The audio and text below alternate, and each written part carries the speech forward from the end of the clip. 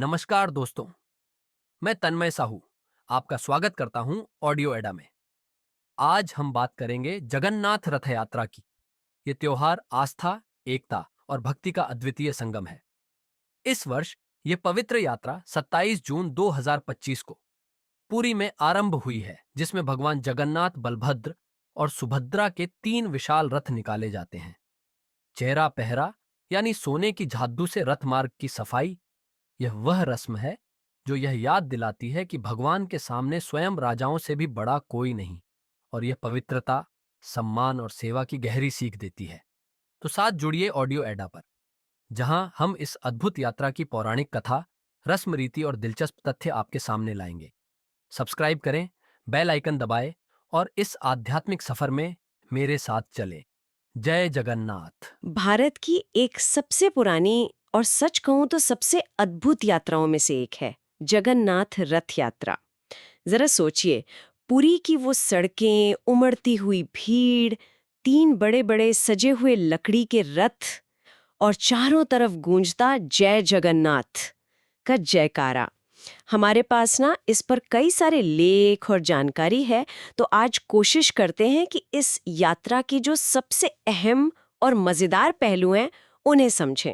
चलिए शुरू करते हैं इस विषय में गहराई से उतरना। हाँ बिल्कुल, क्योंकि ये सिर्फ एक यात्रा नहीं है। इसमें इतिहास है, गहरी आस्था है और कमाल की इंजीनियरिंग भी है। मतलब इसकी जड़ें बहुत पुरानी हैं। अच्छा, तो कहाँ से शुरू हुई ये परंपरा? कोई कहानी है इसके पीछे? हाँ, देखिए, पौराणिक कथाएं तो हैं। वो इसे भगवान कृष्ण की मथुरा यात्रा से जोड़ती हैं। कुछ लोग मानते हैं कि वो पहली रथ यात्रा थी, लेकिन अगर हम ऐतिहासिक सबूत देखें तो 12वीं सदी के राजा थे पुरुषोत्तम देव। उनके जमाने के मंदिर शिलालेखों में इसका जिक्र मिलता है। अच्छा। तो ये पुख्ता करता है कि कितनी पुरानी है। हाँ, यात्रा से पहले भी तो बहुत कुछ होता है ना?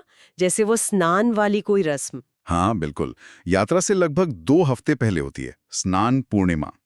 उस दिन ना देवताओं को 108 घड़ों के पवित्र जल से स्नान कराते हैं।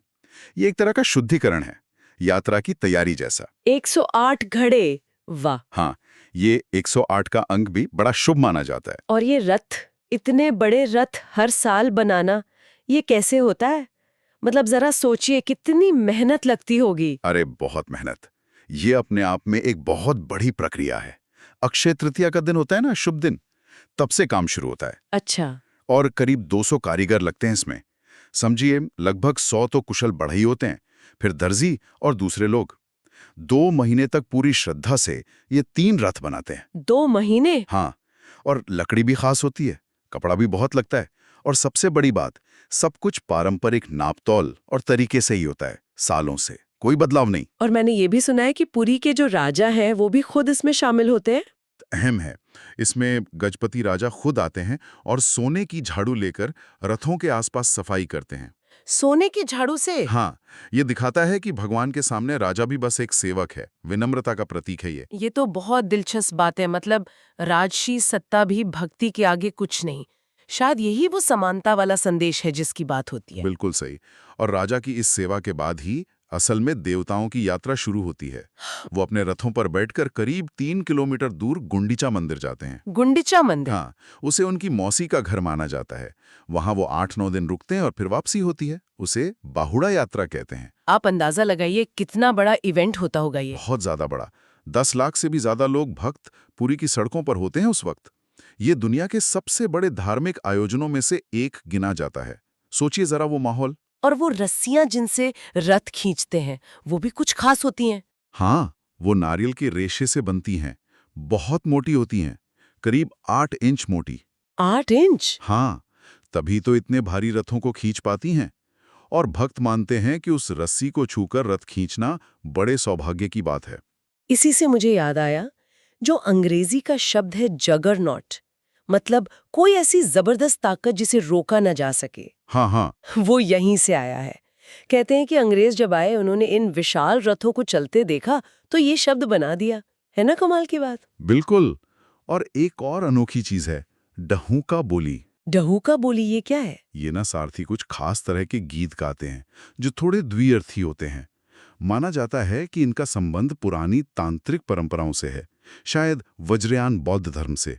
और मजे की बात यह है कि कहते हैं जब तक ये गीत नहीं गाए जाते रथ आगे ही नहीं बढ़ता। अच्छा, ये तो सच में अनोखा है।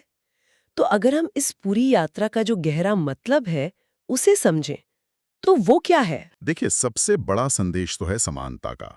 भगवान खुद मंदिर से बाहर आते हैं, सड़क पर चलते हैं, तो फिर कोई जाति, कोई पंथ, अमीर गरीब का भेद नहीं रहता। हर कोई, बिल्कुल हर कोई उनके दर्शन कर सकता है। ये एक सामाजिक और आध्यात्मिक बराबरी का उत्सव है। हाँ, ये बहुत जरूरी बात है। और गुंडीचा मंदिर जाना, उसका क्या मतलब है? जैसा मैंने कहा, वो उनकी मौसी का घर माना जाता है। तो ये भगवान के एक तरह से मानवीय रूप को दिखाता है। परिवार, स्नेह, रिश्ते, इन सब का महत्व। और हाँ, शास्त्रों में तो ये भी लिखा है कि रथ पर बैठे देवताओं के दर्शन करने भर से ही इंसान जन्म मरण के चक्र से मुक्त हो सकता है। दर्शन का इतना महत्व है। और क्या ये परंपरा आज भी उतनी जिंदा है? अरे बिल्कुल, पूरी तरह से। पुरी में तो मुख्य आयोजन इस साल मतलब 2025 में 27 जून को है, और रस्में तो जून के बीच से ही शुरू हो जाती हैं। अच्छा। और अब तो ये सिर्फ पुरी में ही नहीं होता, इस्कॉन जैसी संस्थाओं ने इसे पूरी दुनिया में पहुंचा दिया है। कोलकाता, रांची, जमशेदपुर से लेके लंदन, न्यूयॉर्क, सिडनी, हर जगह रथ यात्राएं निकलती हैं। वाह, मतलब ये ग्लोबल हो चुका है। हाँ, इसकी अपील ग्लोबल है। तो अगर हम आज की बात का सार निकालें, तो जगन्नाथ रथ यात्रा सिर्फ एक जुलूस या मेला नहीं है। ये एक बहुत पुरानी, बहुत बड़ी और बहुत गहरे मतलबों वाली परंपरा है। इसमें बराबरी का संदेश है, अटूट आस्था है और सदियों का इतिहास है। बिल्कुल सही कहा। यह हमें याद दिलाता है कि आस्था जो है वो हर रुकावट को पार कर सकती है। परंपरा हमें भगवान से जोड़ती है, और हर सफर, चाहे वो आत्मा का हो या दुनिया का, एक छोटे से कदम से या कह लें कि रस्सी के खिंचाव से ही शुरू होता है। और आखिर में एक बात सोचने वाली है कि कैसे पुरी की गलियों में चलने वाले एक रथ ने अंग्रेजी जबान को जगरनॉट जैसा एक ताकतवर शब्द दे दिया, और कैसे ये सदियों पुरानी रस्में आज भी लाखों लोगों को एक साथ ले आती हैं, एक विश्वास में बांधती हैं।